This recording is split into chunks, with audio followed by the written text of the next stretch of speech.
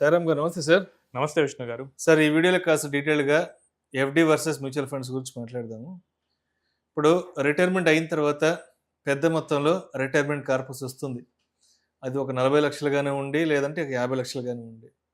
So retirement అయ్యామంటే అప్పటికి almost age కూడా 60కి వస్తాం. యాహ్! 60కి వస్తేనే మనం రిటైర్మెంట్ రిటైర్ అవుతున్నాం కదా!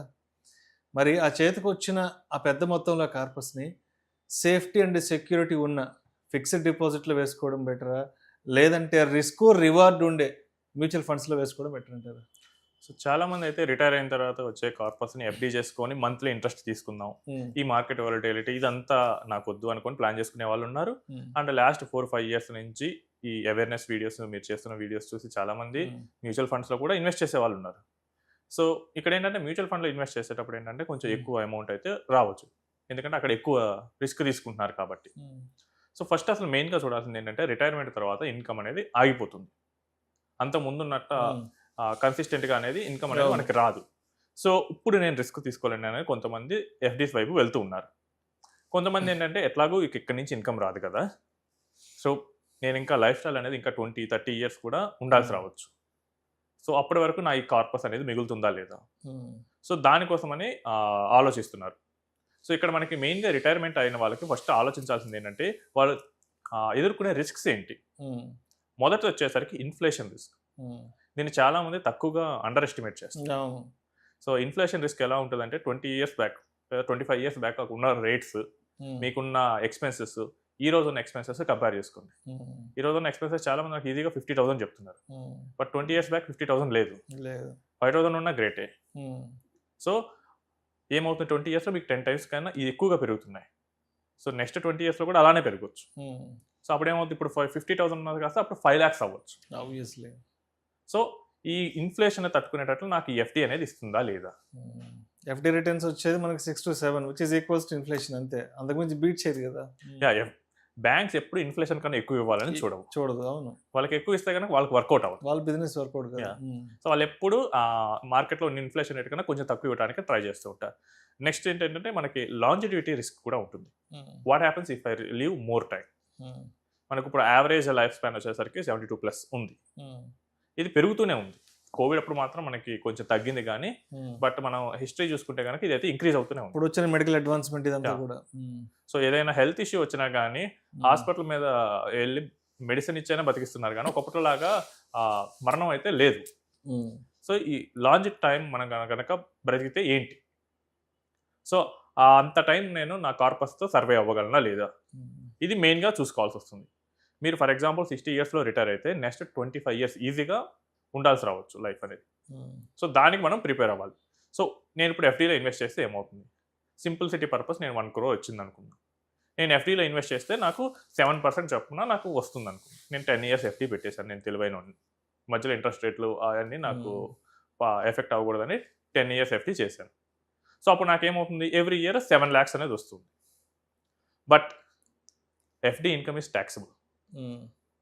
ఒకవేళ నాకు ఎటువంటి ఇన్కమ్ లేకపోయినా కానీ since I'm getting more than 50,000 FD interest, TDS అనేది కట్ చేస్తారు. సో టీడీఎస్ 10%, 20% డిపెండింగ్ ఆన్ మనకు ఉండే ఇంట్రెస్ట్ని బట్టి వాళ్ళు కట్ చేసి మిగతాదే ఇస్తారు. సో నాకు ఆ మంత్ వచ్చే ఎక్స్పెక్టెడ్ దానికన్నా తక్కువ వస్తుంది. అండ్ సైమల్టేనియస్లీ నాకు ఎక్స్పెన్సెస్ పోయే కొద్దీ పెరుగుతూ ఉంటాయి. లేదు నాకు ఏదైనా హెల్త్ ఇష్యూ వచ్చింది, సో దాని మెడిసిన్స్ ఇవన్నీ ఎఫ్‌డీ నుంచి అయితే కుదరదు. అదే నేను మ్యూచువల్ ఫండ్లో పెట్టాను. సో మ్యూచువల్ ఫండ్లో పెట్టేసి I can take an SWP option. ఇక్కడ జరిగేది ఏంటంటే I can get a fixed income. కాకపోతే నా కార్పస్ అనేది అప్ అండ్ డౌన్ అనేది అవుతూ ఉంటుంది. సో ఎఫ్‌డీలోకి వెళ్తే కనుక మనకి ఇన్ఫ్లేషన్ రిస్క్ వస్తుంది. మ్యూచువల్ ఫండ్లోకి వెళ్తే కనుక మనకి మార్కెట్ రిస్క్ అనేది వస్తుంది. చాలామంది ఎఫ్‌డీలో పెడితే రిస్క్ అనేది ఉండదు అనుకుంటారు. బట్ ఎక్కడికి వెళ్ళినా కానీ ఏదో ఒక రిస్క్ అయితే మనం హ్యాండిల్ చేయాల్సి వస్తుంది. సో ఏ రిస్క్ని హ్యాండిల్ చేయడం ఈజీగా చూద్దాం. ఇన్ఫ్లేషన్ రిస్క్ కనుక మీరు కనుక సరిగ్గా అంచనా వేయకపోతే కనుక మీ కార్పస్ 10-15 ఇయర్స్లో అయిపోతుంది. ఆ తర్వాత ఏం చేయాలి? ఎట్ ద ఏజ్ ఆఫ్ 70 మళ్ళీ మీరు పోయి మీ కిడ్స్ దగ్గర ఉంటారా? వాళ్ళని అడిగేసి మనీ పంపించమని అడుగుతారా? లేదా మీకు ఏమైనా హెల్త్ ఎమర్జెన్సీ వచ్చింది, చిన్న చిన్న హాస్పిటల్కి వెళ్ళాల్సి వచ్చింది చిన్న ఇష్యూకి, ప్రతిసారి అడగలేరు కదా. అండ్ అసలు కిడ్స్ ఇక్కడ ఇండియాలో ఉంటారో లేదో కూడా తెలియదు. They can be at any part of the world. So అది మెయిన్గా చూసుకోవాల్సి వస్తుంది. నెక్స్ట్ నేను మ్యూచువల్ ఫండ్కి వెళ్తే ఏమవుతుంది, మ్యూచువల్ ఫండ్లో మనకి మార్కెట్ అప్ అండ్ డౌన్ అవ్వచ్చు, బట్ నేను కనుక లాంగ్ టర్మ్ మైండ్ సెట్తో ఉంటే కనుక ఖచ్చితంగా నా కార్పస్ అనేది పెరుగుతూ ఉంటుంది. సో ఇది మీకు ఒక రియల్ కేస్ స్టడీ చెప్తాను. 4 years బ్యాక్ నా దగ్గరికి ఒక 4 ఫ్రెండ్స్ వచ్చారు. So they retired from BSNL. So BSNL నుంచి మంచి పొజిషన్తో రిటైర్ అయ్యారు. ఒక్కొక్కరికి ఆల్మోస్ట్ 2 crores రిటైర్మెంట్ కార్పస్ వచ్చింది. ఎవరికి తర్వాత అయితే కనుక ఆల్టర్నేట్ సోర్సెస్ అయితే లేదు, వాళ్ళకి పెన్షన్ రాదు, వచ్చిన నామినల్ అన్నారు. సో ఇప్పుడు ఈ 2 crores ఏం చేయాలి, అందులో నేను ఎక్స్ప్లెయిన్ చేశాను. సో ఇప్పుడు కొంచెం మెడికల్ అడ్వాన్స్మెంట్ అవుతుంది, మనకి కోవిడ్, ఆ టైంలో కోవిడ్ ఉంది. సో మనం కొంచెం ఎక్కువ ఇన్కమ్ వచ్చేటట్లు మనం ప్లాన్ చేసుకుందాం. మీకు ఒకవేళ అవసరం లేకపోతే దాన్ని రీఇన్వెస్ట్ చేద్దాం, మీకు మ్యూచువల్ ఫండ్ కొంచెం యాప్ట్ అవుతుంది అని చెప్పాను. అందులో ఇద్దరైతే కన్విన్స్ అయ్యారు, ఇద్దరు మాత్రం కన్విన్స్ అవ్వలేదు. ఇలానే చెప్తారు. ఆ టైంలో 2008 మార్కెట్ అప్పుడు వాళ్ళు పెట్టారంట. వాళ్ళు ఏంటంటే పక్కన వాళ్ళ మాటలు వినేసి స్టాక్స్లో డైరెక్ట్గా పెట్టి చేతులు కాల్చుకున్నారు. ఈ స్టాక్ మార్కెట్ ఇలానే ఉంటుందని చెప్పేసి వాళ్ళు ఇన్వెస్ట్ చేయలేదు. వాళ్ళు ఏంటంటే ఎఫ్డీలో ఇన్వెస్ట్ చేశారు. సో ఇద్దరేమో మ్యూచువల్ ఫండ్స్ పెట్టారు, ఇద్దరేమో ఎఫ్డీ చేశారు. ఇప్పుడు చూస్తే ఆ 2 crores డబుల్ అయి ఉన్నాయి. వాళ్ళ 2 crores మాత్రం 2 crores గానే ఉంది. And more over health issues అందరికీ మొదలయ్యాయి. సో వాళ్ళకి ఇప్పుడు ఏంటంటే అంతకుముందు అప్పుడు నాకు తెలిసి 5.5% ఎంతో ఇంట్రెస్ట్ వచ్చింది, 5.5 to 6. ఇప్పుడు అది 6.5 వస్తుంది. బట్ వాళ్ళకి ఏంటంటే ఎక్స్పెన్సెస్ పెరిగాయి, సో ఖర్చులు పెరిగాయి. సో ఆ ఎఫ్డి ఇన్కమ్ అనేది సేమ్ రిటర్న్ అనేది జనరేట్ చేయలేకపోతుంది.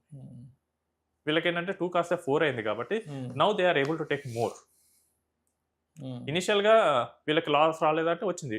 రష్యా ఉక్రెయిన్ వార్ అప్పుడు వీళ్ళ కార్పస్ కూడా బాగానే పడింది. మొన్న 2025లో కూడా మార్చ్ ఏప్రిల్ అప్పుడు పడింది. బట్ మనకి మార్కెట్ 1 year or 2 years ఆ గుడ్ రన్ అనే టైం కనుక ఉండగలిగితే, అది ఎప్పుడు వస్తుందో తెలియదు, బట్ ఆ టైంలో కనుక మనం ఉండగలిగితే కనుక మన కార్పస్ని మార్కెట్ పెంచేస్తుంది.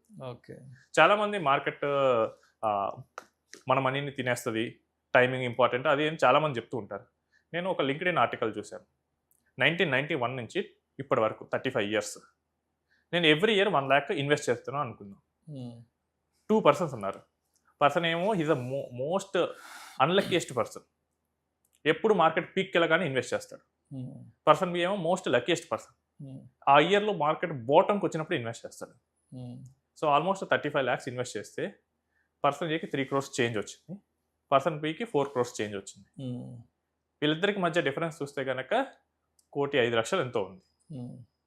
సో పర్సన్ వీళ్ళకి హర్షద్ మెహతా స్కామ్ చూశారు, కేతన్ పరేఖ్ స్కామ్ చూశారు, .com బబుల్ చూశారు, నెక్స్ట్ 2008 ఆర్థిక మాంద్యం చూశారు, నెక్స్ట్ కోవిడ్ చూశారు, ఇప్పుడు వార్స్ చూస్తున్నారు.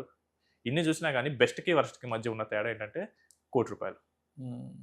సో పెట్టేవాడు ఎవ్వరు ఇంత వర్స్ట్గా అయితే ఉండడు కదా, వాళ్ళకి ఏదో ఒక మినిమం మీడియంలో అయినా పెడుతూ ఉంటారు.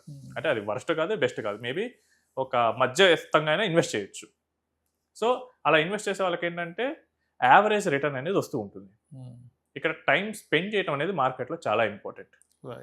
సో చాలా మంది మార్కెట్ టైం చేయాలని చూస్తూ ఉంటారు. ఏంటంటే రిటైర్ అయిన వల్ల ఈ టెండెన్సీ కొంచెం ఎక్కువ అవుతుంది. ఎవరైతే too much of news follow అవుతున్నారో వాళ్ళు బేసిక్ ప్రిన్సిపల్స్ మర్చిపోతున్నారు. ఎందుకంటే కొంచెం ఖాళీగా ఉంటాయి కాబట్టి కొంచెం రీసెర్చ్ ఎక్కువ చేసే వాళ్ళని కూడా నేను చూశాను. ద మూమెంట్ ఎక్కువ రీసెర్చ్ అయితే కనుక మీ క్యాపిటల్ పోయే ఛాన్స్ కూడా ఉంటుంది. ఎందుకంటే థియరీ చెప్తుంది, మనకి హిస్టరీ ఏం చెప్తుంది, మీరు ఎంత ఎక్కువ టైం స్పెండ్ చేస్తే అంత ఎక్కువ రిటర్న్ వస్తుంది. ఈవెన్ మీరు వరస్ట్గా అన్లక్కీయెస్ట్గా మీరు ఇన్వెస్ట్ చేసినా కానీ ఎక్కువ టైం ఉంటే కనుక మీకు మంచి రిటర్నే వస్తుంది. మీరు వరస్ట్ ఫండ్లో పెట్టినా కానీ మీరు లాంగ్ టైం ఉంటే కనుక ఇట్ విల్ మేక్ రిటర్న్. ఎందుకంటే లాంగ్ టైంలో ఏమవుతుందంటే మార్కెట్ సైకిల్స్ మారుతూ ఉంటాయి. అండ్ నెక్స్ట్ మనకి Nifty 50 కానీ Nifty 100 కానీ వీటిలో ఉంటే కంపెనీస్ని మనకి ఇండిసెస్ మేనేజ్ చేసే వాళ్ళు మారుస్తూ ఉంటారు. Depending upon weight and performance బట్టి దాన్ని మారుస్తూ ఉంటారు. And these mutual fund companies will have to follow them. నాకు నచ్చిన కంపెనీ నేను ఒకప్పుడు Nifty 50లో ఉంది కదా, ఇప్పుడు కూడా 50లో ఉన్న దాంట్లోనే పెడతా అంటే కుదరదు. Nifty 50లో ఉండే ఆ కంపెనీస్ ఏంటి, NSE ఏమేమి కంపెనీస్ అయితే అలో చేసింది, సో అందులోనే వాళ్ళు ఇన్వెస్ట్ చేయాలి. If there investment strategy is Nifty 50. So ఇక్కడ మనం ఎక్కువ రిస్క్ తీసుకునేది ఉండదు, జస్ట్ ఓన్లీ మనకి మార్కెట్ రిస్క్ అయితే ఉంటుంది. సో సింపుల్గా ఒకటి చెప్తాను సార్, మనకి బంగారాన్ని ఆర్నమెంటిక్ రూపంలో మార్చాలంటే అది నిప్పుల కొలులో మండాల్సిందే. శిల్పం రాయి శిల్పంగా మారాలంటే కనుక అది ఉలి దెబ్బలు అనేది తినాల్సిందే. ఇక్కడ కూడా మనకి లాంగ్ టర్మ్ లో మంచి రిటర్న్ రావాలి, అక్కడ ఇబ్బంది పడకూడదు అంటే కనుక ఇనిషియల్ 4-5 years కష్టపడాలి. 2-3 క్రాష్లు చూడాల్సింది. యా, కొన్ని గుండె ధైర్యం చేసుకొని ఉండాలి. అలా లేదు నేను ఈజీగా సుఖంగా ఉంటానంటే గనక అప్పుడు చివరిలో ఎక్కువ ఇబ్బంది పడాల్సి వస్తుంది. రివార్డ్ మాత్రమే కావాలి, రిస్క్ వద్దనుకుంటే వర్కౌట్ కాదు, అది అసలు పాసిబుల్ కాదు. పాసిబుల్ కాదు. ఇప్పుడు మనం కిడ్స్ ని కూడా అసలు సుకుమారంగా పెంచితే రేపు వాళ్ళ లైఫ్ లో మాట వినరు కదా. సో మనకి ఇన్వెస్ట్మెంట్ కూడా అంతే, నాకు ఎటువంటి లాస్ రాకూడదు అంటే, నీకు లాస్ రాకూడదు అంటే మనం ఆ లెవెల్ ఆఫ్ ఇన్కమ్ అనేది ఉండాలి. నాకు ఇప్పుడు చాలా మంది ఏంటంటే 50 lakhs or 1 crore తోనే రిటైర్మెంట్ తో వస్తున్నారు. మీకు ఎటువంటి లాస్ రాకూడదు for the rest of the life అంటే కమ్ విత్ 10 crores, అక్కడ పాసిబుల్ అవుతుంది. అది లేనప్పుడు మనం కొంచెం రిస్క్ పెట్టాల్సింది. రిస్క్ పెడితేనే మనకు ఆ లైఫ్ అనేది ఈజీగా ఉంటుంది. Thank you so much Sairam గారు. థ్యాంక్స్ విష్ణు. రిటైర్మెంట్ కార్పస్ని ఎక్కడ పార్క్ చేస్తే మనకి ద బెస్ట్ రిటర్న్స్ వస్తాయి, రిటైర్మెంట్ తర్వాత మనం బిందాస్గా లైఫ్ని లీడ్ చేయాలంటే ద బెస్ట్ ఇన్వెస్ట్మెంట్ ప్లాట్ఫామ్ ఏదన్నా గురించి చక్కగా తెలియజేస్తే థ్యాంక్ యూ సో మచ్ అండి. థ్యాంక్స్.